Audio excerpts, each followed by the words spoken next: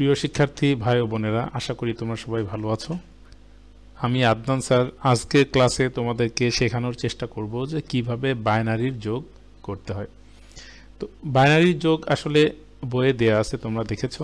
2 line বা 3 লাইনের কোনো যোগ হলে আমরা হয়তো অনেক সময় করে ফেলতে পারি, কিন্তু যখন সংখ্যাগুলো অনেক বেশি হয়, মানে অনেকগুলো সারি বা রো, 6টা 7টা 8টা রো হয়ে যায়, তখন যোগ করতে গিয়ে আমরা অনেকে হয়তো পারি না।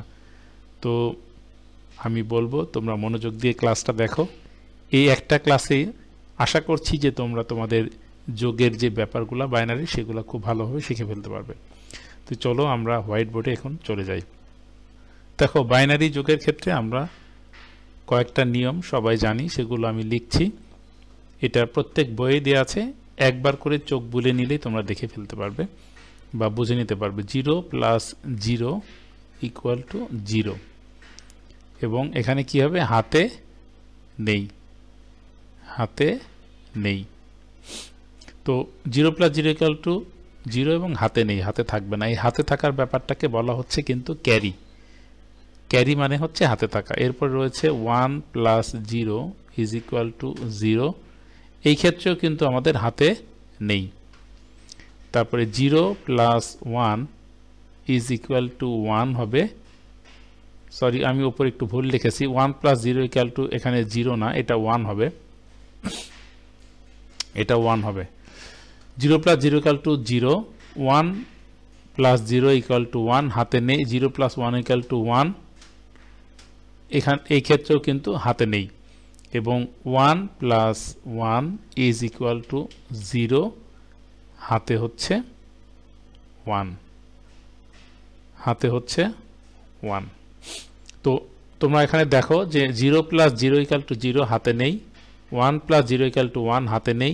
0 + 1 = 1, হাতে নেই। এবং 1 + 1 = 0, হাতে 1। এই ব্যাপারটা কিন্তু একটু এক্সেপশনাল, তো ব্যাপারগুলো সহজেই মনে রাখা যায়। কিন্তু আবার অনেক সময় এরকম আরেকটা নিয়ম বলে দিচ্ছি, যদি 3টা 1 পর পর চলে আসে, যেমন 1 + 1 + 1 যদি হয়, সেক্ষেত্রে তোমরা 1 হচ্ছে বসাবা নিচে, আর হাতে থাকবে 1, হাতে 1 থাকবে। তো এই যে 4টা বা 5টা নিয়ম, এইটা জানলেই কিন্তু তুমি সমস্ত অঙ্ক করে ফেলতে পারবা। বাইনারি যোগের সমস্ত অঙ্ক তুমি করে ফেলতে পারবে। তো একটা স্যাম্পল অঙ্ক আমরা একটু করি, দেখো।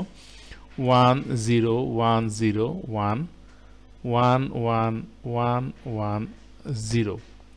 সো এই অঙ্কটাকে আমরা একটু করব, বাইনারি যোগ। তো দেখো, 1 এবং 0 ফর্মুলা অনুসারে আমরা জানি 1 + 0 = 1, হাতে নেই। 1 0 = 1, হাতে নেই। 1 + 1 = 0, 1 + 1 = 0, আর 0 হওয়ার পরে এই যে 1 + 1 = 0, হাতে থাকবে 1। তাহলে 1 + 0, হাতে 1 থাকছে। তাহলে এখানে সে 1 + 1 1 + 1 = 0, হাতে 1, 1 + 1 আবার চলে আসছে। তাহলে এখানে আমরা আবার বসাই দিব 0।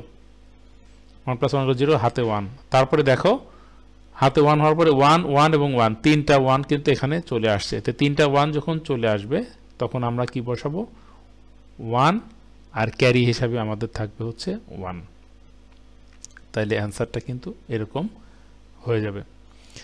সো এই যোগগুলো আসলে খুবই সহজ। তোমরা দেখো, আমি আর একটা ছোট সংখ্যার যোগ করি, বা বই থেকে আমি একটা যোগ বের করে করি। আমার সামনে যে বইও আছে, আমি বই থেকে একটা যোগ লিখে তোমাদেরকে করে দেখাই। প্রথম যোগ, এটা মাহবুব স্যারের বইয়েতে রয়েছে, যে খেয়াল করে দেখো, 1 1 এর সাথে আমরা যোগ করব হচ্ছে 0 এবং 1। দেখো, সিম্পল যোগ। 1 1 যোগ করলে হচ্ছে 0, হাতে থাকছে হচ্ছে 1। আবার 1 1 যোগ করলে হচ্ছে 0, হাতে থাকছে আমাদের 1। ক্যারিটা আমি এখানে বসাই দিলে তাহলে এটা হয়ে যাচ্ছে। আমি পরের যোগটা করতেছি। পরে যেটা বইয়ে দেয়া আছে 1 0 1, এবং এরপরে আছে 0 0 1 0 0 1। এটা যোগ করি, দেখো 1 1 = 0, হাতে থেকে 1, এখানে বসে যাচ্ছে 1 1, আর 0 যোগ করলে হচ্ছে 1, এটা হয়ে যাচ্ছে 110, 1 1 0। তো খেয়াল করে দেখো, এই যোগগুলো কিন্তু খুবই সহজ বা সিম্পল যোগ, খুবই সহজ বা সিম্পল যোগ। জাস্ট একবার দেখলেই কিন্তু হয়ে যায়। কিন্তু আমাদের একটা জায়গায় গিয়ে কিন্তু প্রবলেম হচ্ছে, যে যদি অনেকগুলো রো দিয়ে আমাদেরকে যোগ করতে বলা হয় তখন কিন্তু আমরা একটু সমস্যায় পড়ে যাচ্ছি। তো মূলত এই ক্লাসে আমি এটাই তোমাদেরকে দেখাতে এসেছি যে যদি বড় বা অনেকগুলো সারির যোগ দেয় তাহলে সেক্ষেত্রে তুমি কি করবা, আমি বোর্ডটাকে এদিকে একটু সরাই, তারপরে বড় সংখ্যার আমি একটা যোগ লিখছি, লিখে তোমাদেরকে দেখাই, তোমরা এটা খাতায় উঠাই নিতে পারো বা একটু বুঝে নিলে তোমাদের ব্যাপারটা হয়ে যাবে। আমি এখানে একটা লিখছি 1 0 1 1 0 1 1 1 1 1 1 0 1 0 1 0 1 1। দেখো এখানে অলরেডি 3টা লাইন হয়ে গেছে, আমি আরো লিখতে চাচ্ছি 1 1 1 1 1 1, তারপরে হচ্ছে 1 0 1 1 1 1। কয়টা লাইন হলো? একটা, দুইটা, তিনটা, চারটা, পাঁচটা। আমি আরো একটা লাইন লিখতে চাচ্ছি। আচ্ছা, আমি এই লাইনটা এক কাজ করি, আমি লাইনটা সবার উপরে দিই, সবার উপরে দিয়ে 1 1 0 1 1 1। তো এখন আমরা এটাকে যোগ করব,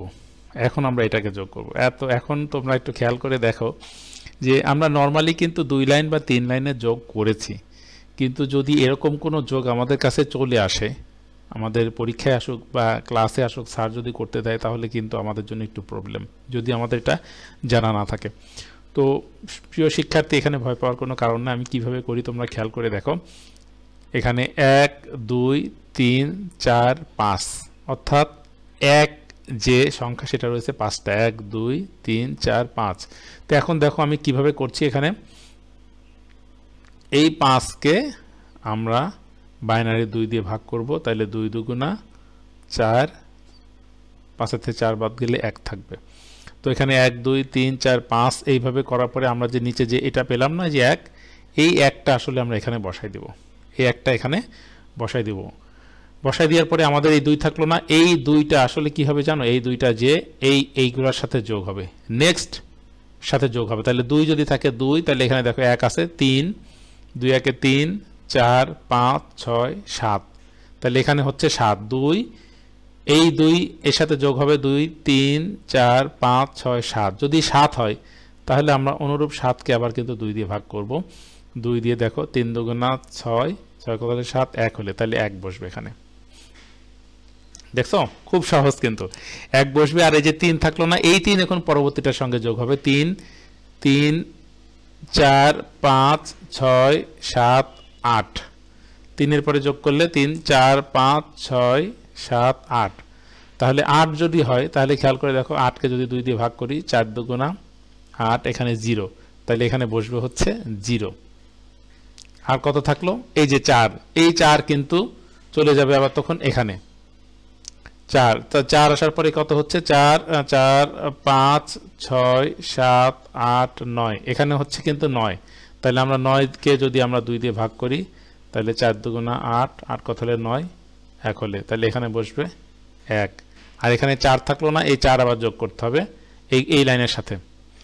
তাহলে এই লাইনের সাথে যোগ করলে 4 4 5 6 7, তাহলে 4 যদি এর সাথে যোগ হয়, 4 1 5 6 7, তো 7 হলে কত হচ্ছে দেখছো? এখানে 1 বসবে এবং আমাদের 3 হাতে থাকছে।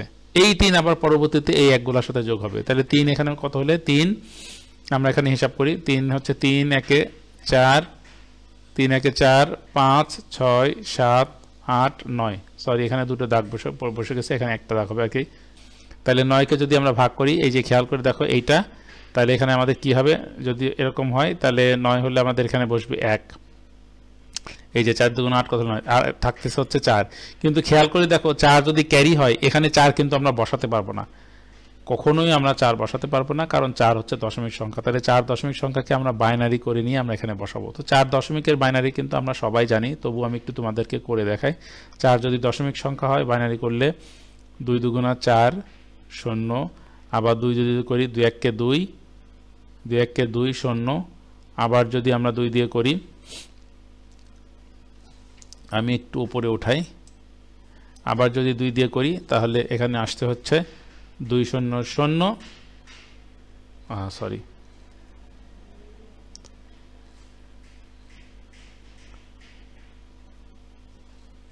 আমার পেনটাতে একটু ডিস্টার্ব করতেছে ভিউয়ার্স।